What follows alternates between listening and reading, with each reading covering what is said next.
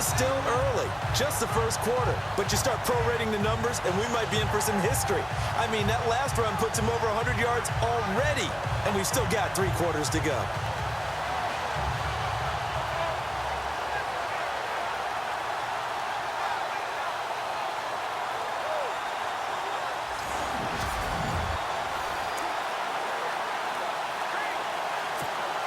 And a new set of downs here after picking up the first on the ground.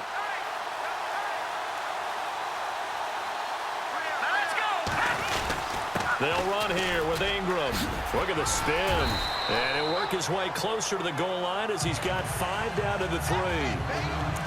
He's already scored once. He definitely had his eyes wide open trying to get in there a second time, but I thought that was a really nice play defensively to deny him. Yeah, it was, as you said, keeping him away from his second first-quarter touch. And he'll barrel his way into the end zone for a Saint touchdown. Mark Ingram with his second touchdown in this opening quarter. And the Saints are pouring it on. And a pair of rushing touchdowns now for him in the first quarter. And I'm liking what I'm seeing from his big guys up front because they're winning the leverage game. How many times we talk about low man wins, right? Move the defensive front aside, create those gaps and holes. He's found his way through them for 2 touchdowns. And after both of those touchdowns, he went right up to that O-line and hit each of them on the helmet. He recognized it. That's a smart man. You know what else he should do? If this continues, take them all to dinner. So they only needed 3 plays on that drive. And it's Mark Ingram who caps it off with a touchdown run. Lutz now to kick this one away. Fairly short kick, taking it to 14 here. And a nice return sets him up pretty good here at the 30-yard line.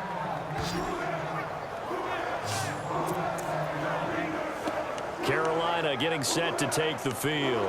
And last drive, 3 and out. Still a goose egg on the scoreboard. How do they break that goose egg? They've got to find a way to get the ball in the hands of their playmakers, get them some space, and try and make a first down and get some momentum going. It's been a struggle for them throughout the game, and that 3 and out on the last possession, that told you just how stalled they are on offense. So who will step up here? We'll see. Sometimes the coverage is so good, no matter what you're doing on offense, you just can't shake anyone free.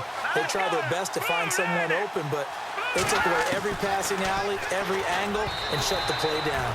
And his pass incomplete.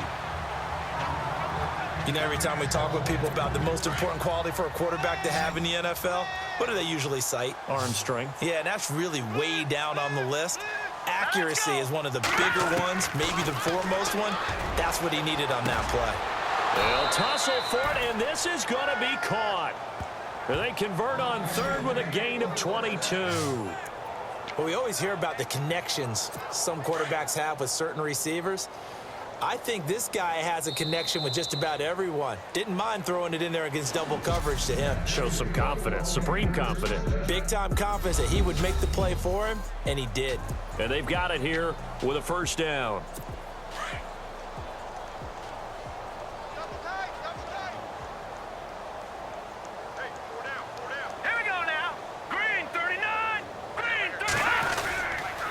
This is McCaffrey on the give. And he's going to fight his way forward here for a modest gain. They give him 4 yards there. It'll be 2nd and 6. Tough running there. That's a hard-earned 4 yards. Yeah, those are the unsung kind of runs. They don't fill up the stat sheet, but they do set you up in good position on 2nd down. They stay on the ground. McCaffrey again. And there just continues to be nowhere to run. He's bottled up again at the line of scrimmage. No gain on the play there, so they're left with a 3rd down and 6. And a couple of big boys up front defensively, and in that 4-3, those D tackles so vital. Extremely vital. I love how you described that because if they control things up front, often it's over the guard. Sometimes they slide and make it under pressure, and he will go down. Sacked back at the 46. Sheldon Rankins in there to drop him for a loss of 10, and it'll be 4th and long. The amount of sacks that they've absorbed in this game is absolutely extraordinary. Let's just face it. This offensive line, flat out, cannot handle this pass rush. It's been demonstrated time and time again. And this one sails out of bounds. I think it'll be inside the 25. It will. 24-yard line is where they'll spot it. And we shift our attention to Mark Ingram. And he has enjoyed some solid groundwork, and some good holes have been created by the guys up front. Almost get the sense that their game plan is working to perfection, that what they worked on in practice all week, they've just translated and taken it out onto the field in this ball game. And, boy, they're liking what they're seeing.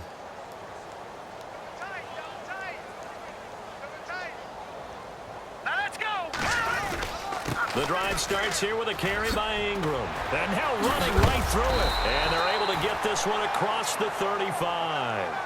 Give them 11 yards that time and a new set of downs. We use the word relentless a lot with guys who are aggressive on the field. In this case, it really fits, doesn't it? How about his ability to break tackles and his feet never stop moving?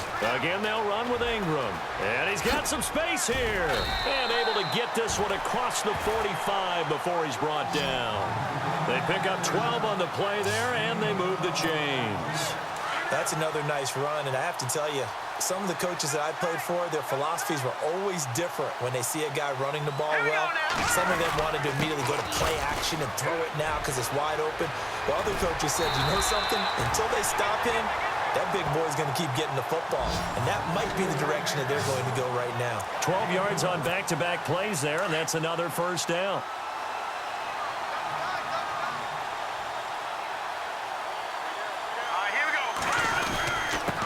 Here's McKinnon. And some room to roam now.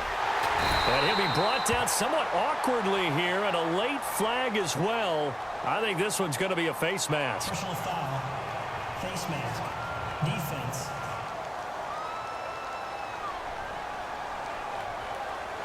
Officials so cognizant of that call nowadays, but that would look pretty easy. Yeah, you're right. They took out of their hands having to wonder whether it's a 5-yard or a 15-yard inadvertent or not. Now, it's a lot easier. You see it, you call it. Now McKinnon.